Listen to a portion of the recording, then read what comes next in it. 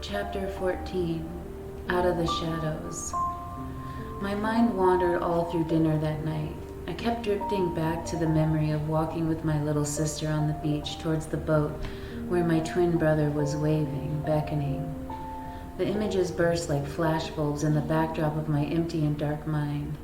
A tiny smile, a lobster trap being pulled from the bottom of the sea, castles in the sand, starry nights on the beach, and a deep voice of a man I knew must be my father reading and reciting. It sounded like a chant, and then a woman I knew must be my mother singing a lullaby. My early memories mingled with later ones on the hodgepodge of faces, voices, and sights. I felt like I'd fallen into a giant crossword puzzle. I was just another letter searching for the others that joined to the entire word. Family. The letters spun around and around in my head until they spelled out a name. May, I suddenly said. What's that? Lawrence asked. Everyone stopped talking and looked at me. I turned to him. Her name is May. Whose name? Lulu asked. My little sister. Her name is May, I said more enthusiastically. I just can't think of my brothers. Easy, Lawrence said and reached out and touched my hand. Don't try to remember too much at once. I looked at his concerned face and nodded. It must be exciting for you though, Mary Beth said. Regaining your past, your identity. Pretty soon it will all come back to you. Yes, I nodded. Yes, it will. Dr. Sotheby was right. I finished my dinner quickly because I had let most of it get cold while we sat there thinking.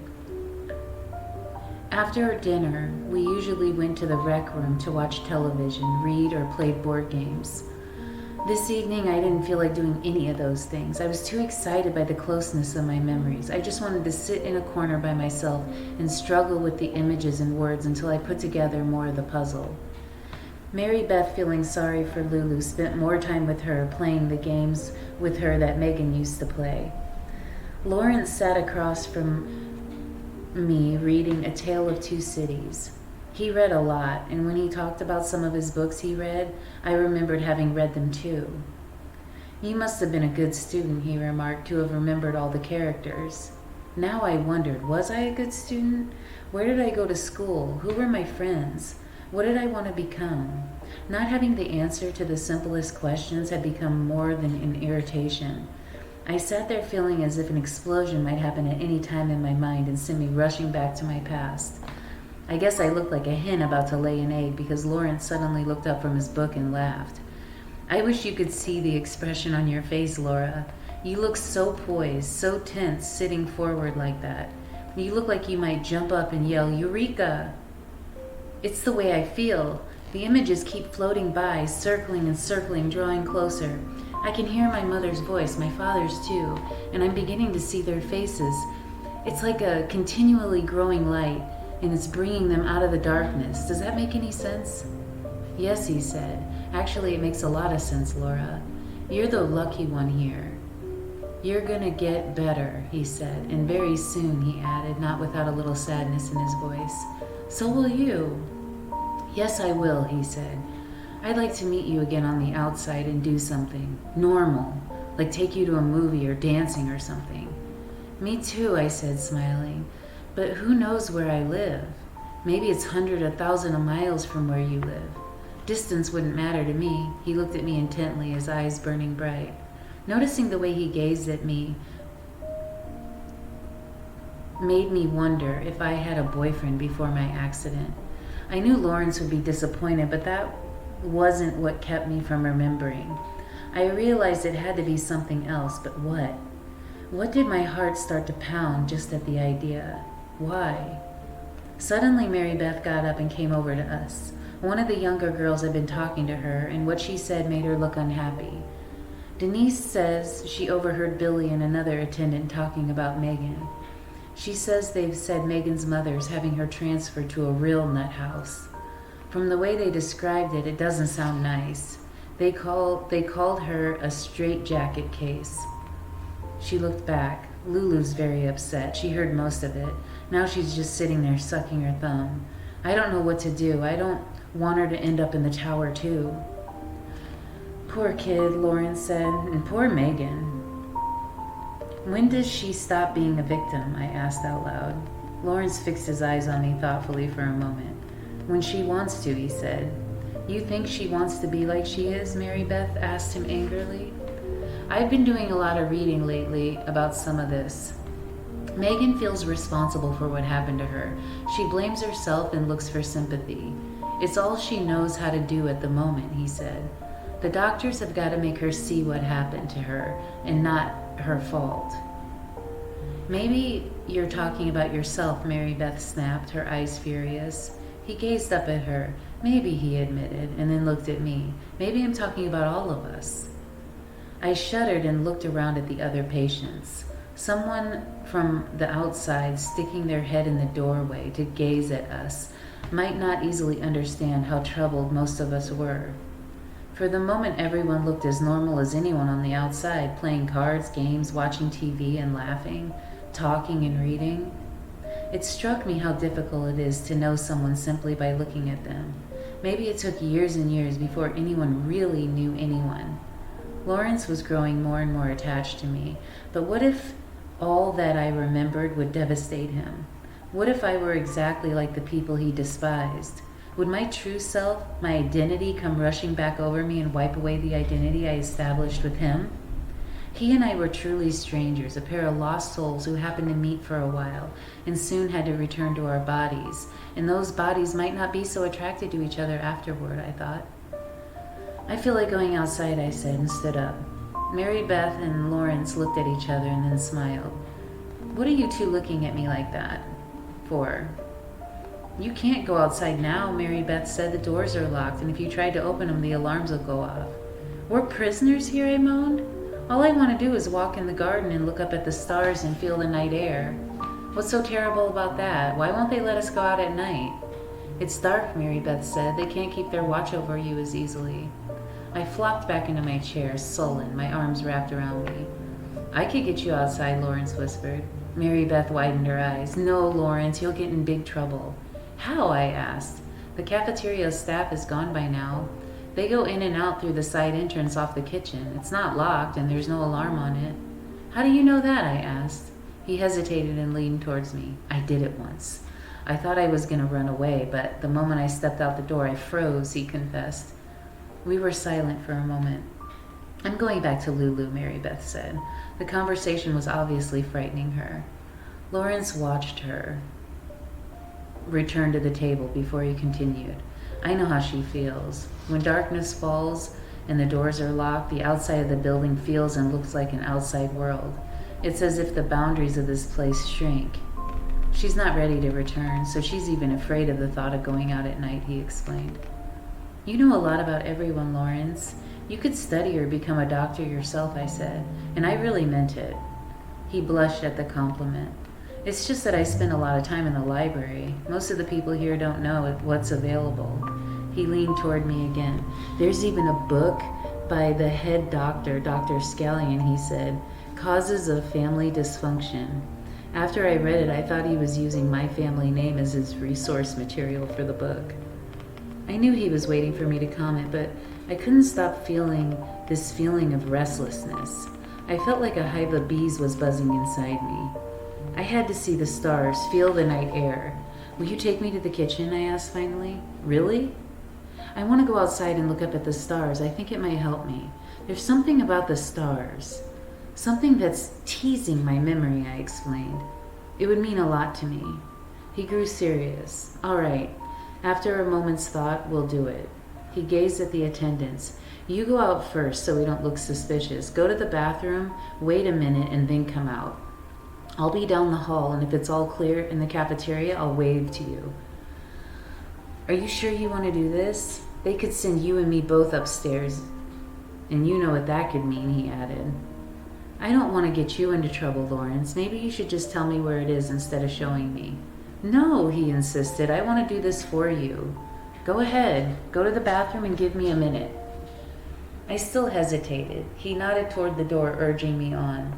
I looked at the attendants, then rose quietly as I could. Nevertheless, one of the attendants gazed at me as I approached the door. I smiled at her and mouthed the word bathroom. She smiled back, and I left the room.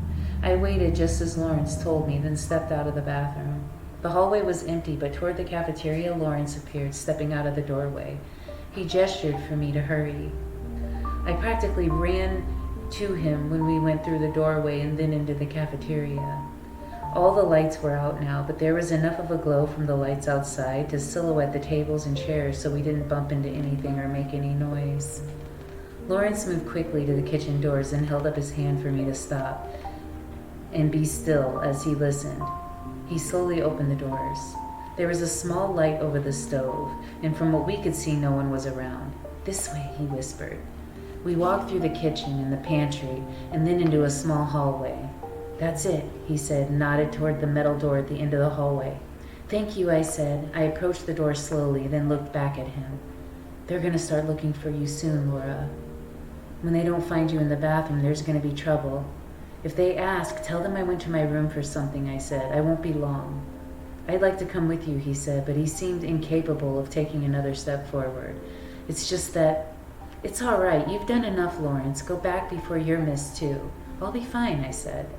I reached for the door, and when I opened it, I hesitated, afraid the alarm that we didn't know about might go off.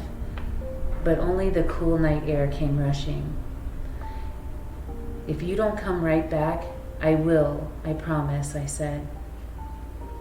I could see that he was shaking. He wanted to pierce that invisible border so much. I stepped out and closed the door behind me quickly to end his suffering as much as to give myself the courage. For a moment I simply stood there listening to the sounds of the night. Then I walked away from the building so I could get away from all the lights.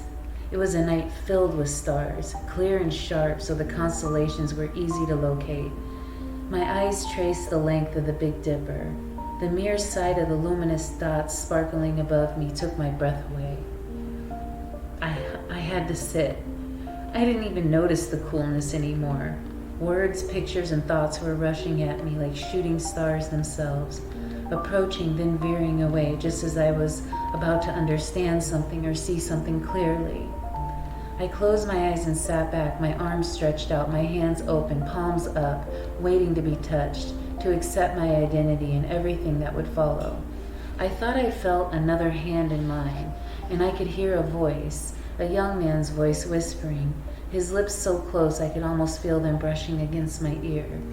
I moaned. His face began to rise out of the black pit of forgetfulness, his eyes and his lips, then, "What the hell do you think you're doing?" I heard my eyes open and see Billy standing there smoking a cigarette. He had a weary smile on his face. "Huh?" "Nothing," I said. "How'd you get out here?" he asked sharply.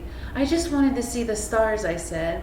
I started to stand and he stepped toward me, flicked his cigarette, and continued to move until he was between me and the building. "Tell me how you got out," he demanded. "I just followed the door that wasn't locked and walked out," I said. He was close enough so that I could see his eyes narrow suspiciously. "Just found the door, huh? Are you sure you didn't come out here to meet someone, huh? Someone named Arnie by any chance?" "What? Who?" I said, shaking my head. "Arnie had his eye on you." "I'm not meeting anyone. I don't even know who Arnie is," I insisted and tried to go around him, but he stepped quickly into my path. "I know how you young girls can get locked up like this, away from your boyfriends," he continued, drawing closer. I retreated a few steps. "Arnie's a joke. I know how to treat my girls." The right corner of his mouth rose into an impish, lusty smile. He reached out and put his hands on my waist. "Let me show you," he said, pulling me toward him and bringing his lips toward my mouth. I turned away just in time and started to struggle as his hands moved over my ribs towards my breasts. "Let me go." "Come on, there's nothing really wrong with you," he said, trying to get me to turn my mouth to his. "You're the prettiest girl here. I've been watching you ever since you arrived here, and I know that you've been looking at me too. Come on," he urged, cupping my breasts with one hand while he lifted up my skirt. I squirmed and struggled. "If you don't cooperate, I'll turn you in," he threatened. "I'll get you and whoever helped you into big trouble. You'll end up in a straitjacket like Megan." "Stop fighting," he insisted. "Stop it." I was afraid, so I stopped squirming and his hands moved up my leg, over my panties. His finger traced the trim along the edge and he lifted them away. I sobbed and he ran his fingers over me. "You're sweet," he said, putting the tip of his tongue in my ear. Please, I pleaded. I'm not going to hurt you. You'll like this, he said, moving me back to the bench. I could sense he was undoing his trousers, and with his left hand, and his right hand continued to move over my breast and move to undo the buttons of my blouse, slipping into a struggle with my bra. You're beautiful, so beautiful, he muttered. I started to cry and pull away again. Laura, don't make me angry, he said, stopping my resistance. Suddenly, both of his hands were under my skirt. He pulled my panties down and nudged me on the bench. I was afraid to scream. I thought I would faint if someone whispered my name. Laura, Billy froze, still holding his hands on my thighs. Laura, you better come back inside. Who the hell is that? Lawrence? Let me go, I said, pulling free and stepping away from him. I pulled up my panties quickly. Laura! Get out of my way, I told Billy. He thought a moment, looking toward the building, and then let me pass. You tell anyone about me and I'll tell about you, Billy cried, and I ran toward the kitchen doorway. Lawrence was standing there with the door open. I ran toward him. What's wrong? He looked at me aghast, jumping back as I pushed him out of the doorway and slammed the door. Let's go back to the rec room, I said. I didn't want him knowing about Billy and doing anything rash. I would only get him into trouble, I thought. It struck me that even in her madness, Megan might not have been so wrong about some of the men in this place. Lawrence caught up with me outside the cafeteria and seized my hand, turning me back to him. What happened to you out there? He demanded. You look like you've seen a ghost. You're so pale and... I almost remembered someone, I said. Someone special. Special? Someone very special, I added. He understood. His eyes flinched with pain and he released my hand. Oh, well, that's good, he said. Then he smiled. That's good, only I wish that someone were me. I woke up the next morning feeling as if my bed had been on a boat adrift on the sea as I tried to sleep. That was how much I tossed and turned. I was exhausted and drained. It was as if all the memories had drifted away and had come back during the night and added weight to my head. They lie in waiting now, bunched in a knot, anticipating my unraveling them and returning them to their rightful places. I straightened to sit, my head spinning for a moment. I grew so dizzy I lost my breath. When something like this happened earlier, Dr. Sotheby described it as an anxiety attack. He advertised me to try to relax, take deep breaths, and concentrate on something pleasant. Even after I had done what he advised, my head still felt like it might snap off my neck. I wobbled when I walked, and a number of times stopped to press my hand against the wall to steady myself. My stomach was hollow, empty, but I had no appetite. When I gazed at myself in the mirror, I saw how drained I looked, how pale my face was, and how my eyes were empty without thoughts behind them. Orbs of glass that merely reflected what was in front of me. My hands shook and I went to wash my face. Had I caught Lawrence panic attacks? I had a 10 o'clock appointment with Dr. Scallion today. I realized I was afraid of having to meet and confide in a new doctor. Especially after it took me so long to trust Dr. Sotheby. Somehow I managed to get myself to breakfast, although I couldn't remember walking there. I must have looked like someone floating in a dream, sleepwalking her way through the clinic. Everyone was there and was starting to wonder about me. You don't look so good, Lawrence said. I blinked and realized I was standing in the middle of the cafeteria. He was just heading back to the table with his tray. I don't feel so good this morning. Why don't you sit at the table and I'll get you what you want, he offered.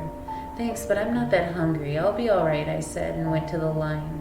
I barely picked at my breakfast. Lawrence grew more and more concerned about me. Maybe you should go see the nurse, he said. No, I'll be all right. It'll pass, I assured him, even though I wasn't so sure myself. He wanted to stay with me and be sure I was okay, but he had his therapy session right after breakfast and had to leave. He did escort me to the rec room lounge before he went off to his therapist. As the hour of my first meeting with the new doctor drew closer, my heart began to thump, and my dizziness began so intense I had to sit with my eyes closed and wait for the spells to pass. Finally, I felt someone nudge my arm and looked up at Mrs. Clenchner. She was squinting, her forehead creased with thick folds. Her complexion was as gray as her hair, and the tiny veins at the crest of her bony cheeks were more vivid and more crimson than spider webs. "It's nearly 10 o'clock. You're going to miss your appointment," she said. "I don't feel so good," I groaned. She stared down at me. "Do you have any pain?" she asked. "Not pain, exactly. I have these dizzy spells, and I feel nauseated every once in a while." I put my hand on my stomach.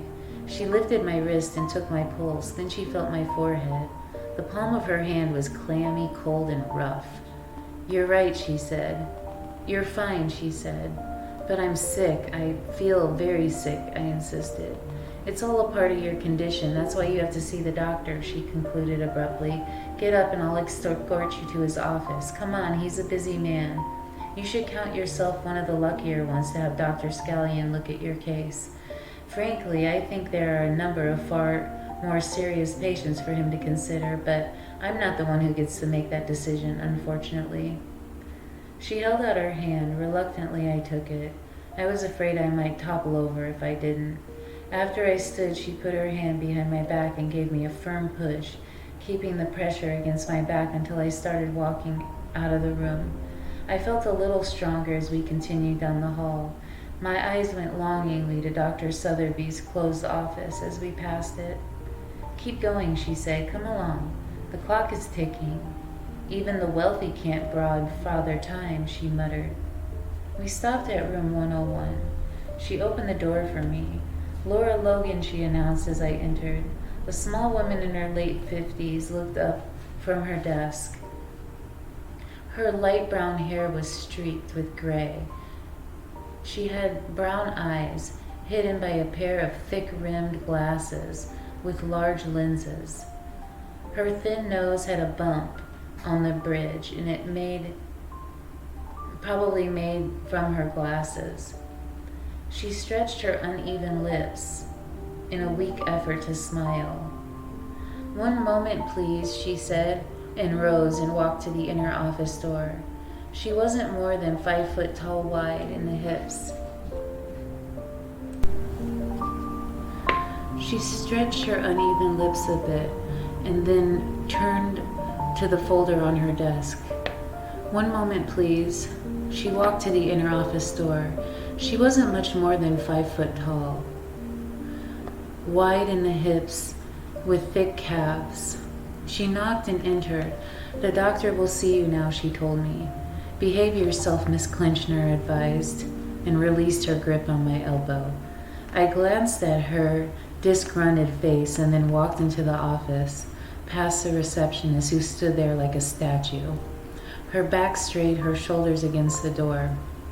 It was as if she were afraid I might touch her and contaminate her. She stepped out of the closed door as soon as I entered. I looked back and then at Dr. Scallion. Now that I was in his office, I recalled seeing him in the building a number of times, but I never thought of him as a doctor, much less the head doctor. He never looked at anyone in particular or smiled, and I've never seen him in a conversation with a patient. Dr. Scallion wasn't much taller than his receptionist. His hair was the color of weak tea. The strands were so thin that his scalp was visible. At the moment, Dr. Scallion had his back to me and he was gazing out of his window. He turned and looked at me, his hazel eyes wide with interest, but an interest that gave me the feeling I was under a microscope. "Take a seat, please," he ordered and nodded to the chair. "Did you sit or lie on the couch with Dr. Sotheby?" he asked quickly as I sat. "I sat," I replied. He nodded, then gazed down at his folder the receptionist had brought before I entered. Still standing, he turned the pages, reading as if I wasn't there, then nodded and closed the folder. He dropped himself into the oversized chair, folded his hands on his desk, and leaned toward me. "I'm Dr. Scallion. I'm going to try to help you," he began. "Why can't I see Dr. Sotheby?" I demanded in response. He didn't answer immediately. First he closed his eyes and held them that way as if the question had given him great pain, and then he opened them.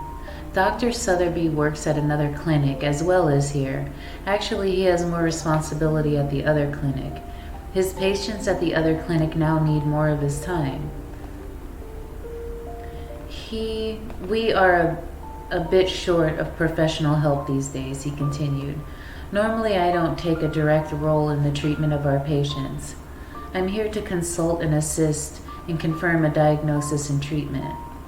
But he left a gap, and that gap must be filled, he added, giving me to what I thought was his best effort to smile. I didn't think I liked being referred to as a gap. So he went on, leaning back in his chair now. After you were brought here, you were diagnosed with psychogenic amnesia. And the Dr. Sotheby was helping you return to your past, helping you find your identity. I see from the notes that he was happy with your progress. I remembered more yesterday, I said quickly. I wanted to get the session with us over with as soon as I could. I felt very uncomfortable. It was clear to me that Dr. Scallion didn't have Dr. Sotheby's sincerity. He saw me less of a person and more as a patient, another statistic. In my way of thinking, the patients were lucky he usually didn't take a direct role in their treatment. Oh, and you had some sort of reaction to that, I see. I have a report here, he continued, opening the folder again, that you exhibited some acting out yesterday. Pardon me, acting out? You were running wild in the corridors and nearly knocked over a custodian, screamed hysterically and made demands, and nearly had to be restrained. I was excited. I wanted to see Dr. Sotheby, I said. I didn't mean to be loud, and I didn't think I needed to be restrained. He groaned, without looking at me. He continued to stare at the papers before me. How quickly Miss Clinchner had written me up, I thought. I wasn't hysterical. I was excited about my memories, I added firmly. He did smile, but it wasn't warm. You're here because you're having trouble evaluating and controlling your own behavior, Laura. It's best we give consideration to the way the professional staff evaluates your behavior, don't you think? Now, what was it that got you so excited, he asked, but looked down at the folder again. I remembered my little sister's name, and I remembered I had a twin brother, I blurted, impatient with the pace of things. If he kept reading something after everything I said, I would be here all day, I thought. And besides, why hadn't he been prepared for me better? Really, he fixed his eyes on me, what else did you recall? Visions of faces, memories of voices I know belong to my parents. I think we have something to do with lobster and fishing. And we live near the ocean, and my little sister's deaf, I said, trying to contain my exuberance so it wouldn't be misinterpreted. However, as I was told these things, they began to reappear in my mind. My heart began to pound again, and I closed my eyes. Why do you think you'd forgotten them? And yourself, he asked. I don't know. He sat back again, lifting the corners of his lips into that arrogant smirk. Well, I can see from Dr. Sotheby's notes that you have at least come to the understanding it might have something to do that the event disturbed you greatly. What we call a psychological trauma, is that still true? Yes, I admitted, my lips trembling again. He leaned forward, fixing me under his microscopic gaze. You look tired. You didn't sleep well last night. No, I said. I kept waking, hearing voices, hearing someone call. Someone who sounded like me, and then I felt cold. As if What? I was soaking wet, I said, realizing just at that moment exactly what it was I had felt. Yes, that's what it was. Something to do with the water, the ocean. His eyes widened. I see. I don't like this, he suddenly added. Take a deep breath and try to stop yourself from thinking about these things for the moment. What? What do you mean, stop? Why should I stop? I fired my questions like bullets that seemed to just bounce off his coldly analytical face. I don't like what's happening to you physically. It's classic. You're rushing back too quickly, I'm afraid. You're in danger of crashing into your trauma, and that could cause inevitable damage, psychological damage. There are a number of similar cases in my ward for severely disabled patients.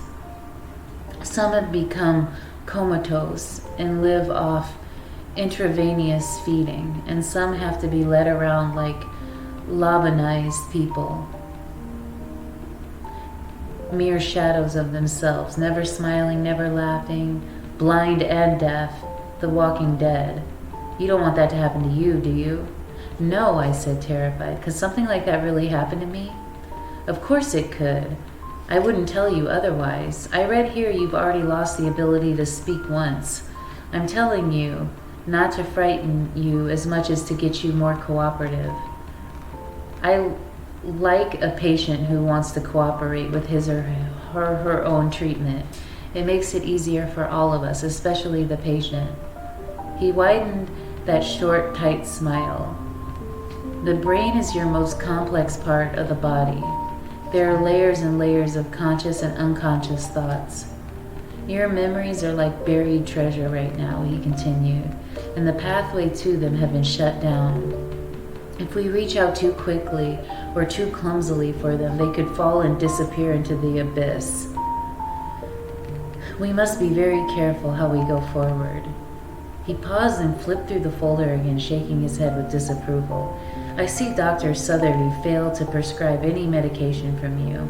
From the way you've described your nights, I think it would be wiser at this stage if we did. I want to be careful with you, Laura. You're very tender, very sensitive, raw at this moment.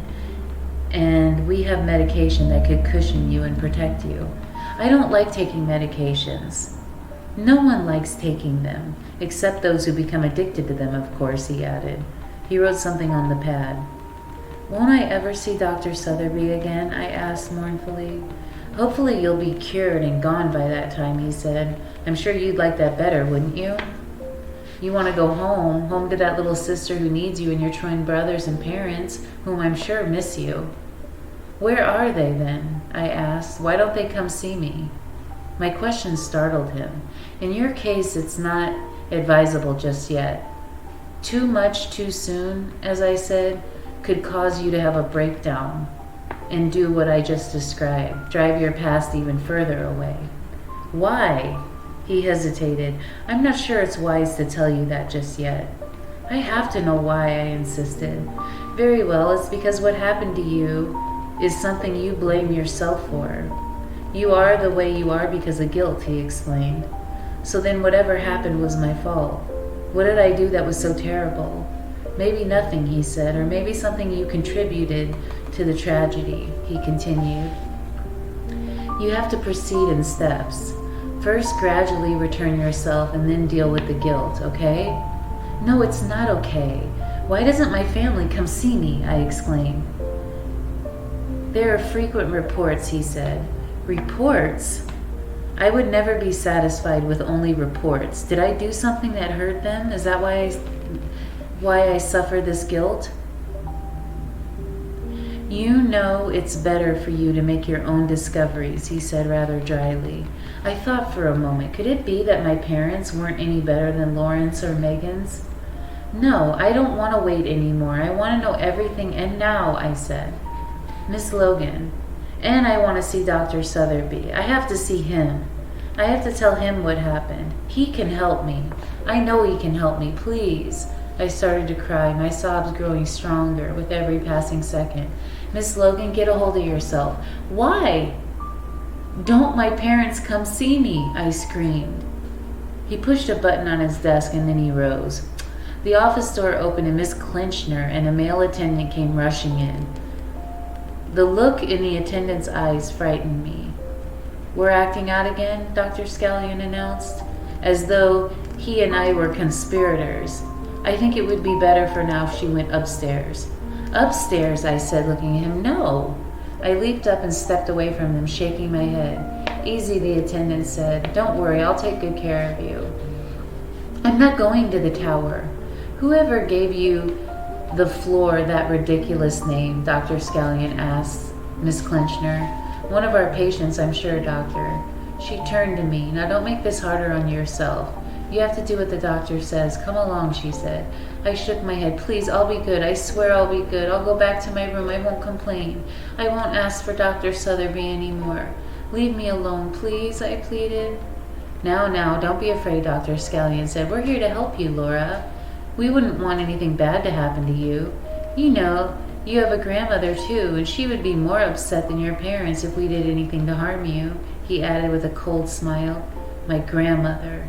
Flashes of that old lady standing outside the car looking at me, shaking her head with disgust, returned. She'd sent me here, and I couldn't recall any expression of love in her angry face. What had I done to displease my whole family? No, I cried. Stay away from me. Leave me alone. I held out my hands. Arnie came around behind me and swiftly brought my arms down to my sides. I had a little strength to fight him, and soon he held me tightly in his grasp. Dr. Scallion rushed around the desk, and Miss Clinchner pulled up the sleeve on my blouse. I struggled and squirmed, but Arnie was too strong. Dr. Scallion poked me with a syringe. You're gonna be fine. Everything will be all right, he muttered. Take it easy. Relax. That's it. My head, I moaned, feels so heavy. It felt so heavy all morning. That's right. Close your eyes. Get a wheelchair, he ordered. Moments later, I felt myself being lowered into a wheelchair, and then a strap was put tightly around my waist. Just take it easy, Mrs. Clinchner said. Put her in 307, Dr. Scallion said. As they began to wheel me away, I had barely enough strength to utter one last request. I want Dr. Sotheby. He can help me. I want to see him. I want, Miss Clinchner chanted behind me. That's all you patients ever say.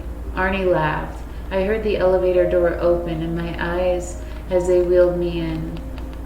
The door closed. Mrs. Clinchner smiled down at me.